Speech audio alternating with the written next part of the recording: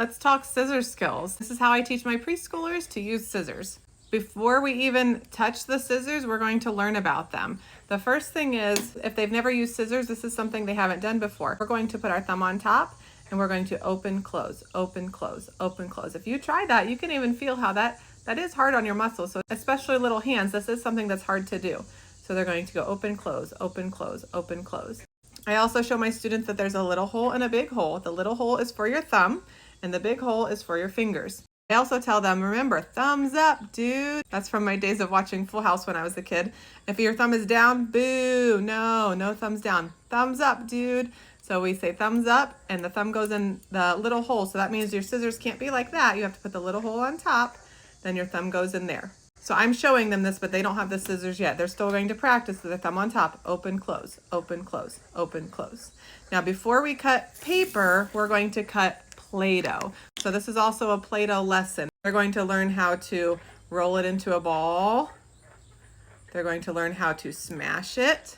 They're going to learn how to make it into a snake. And that's kind of the last thing that we're doing, is making it into a snake or a noodle. And then after they have their noodle, then they're going to get their scissors. So remember, thumbs up, dude. Where's the little hole go? The hole goes on the top too.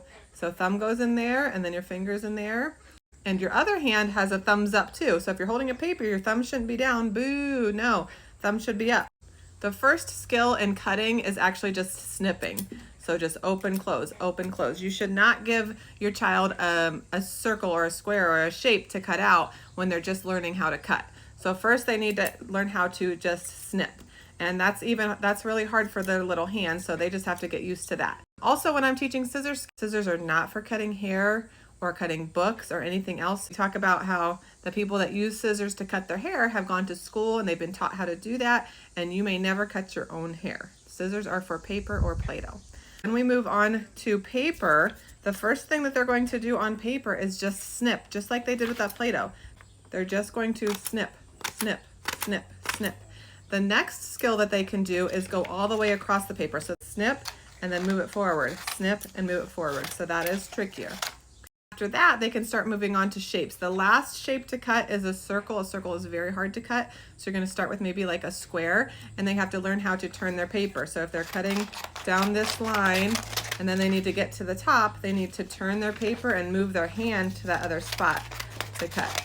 So again, both of my thumbs are up. Thumbs up, dude. So first they have to learn how to hold scissors. A lot of them will come in holding them like this.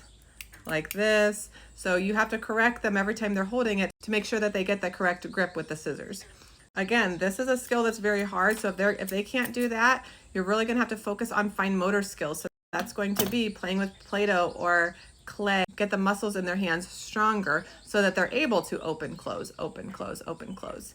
And sometimes this is the fine motor activity. Like learning how to use scissors is a good fine motor activity. But if it's too difficult for them, you do really want to work on strengthening their hand muscles.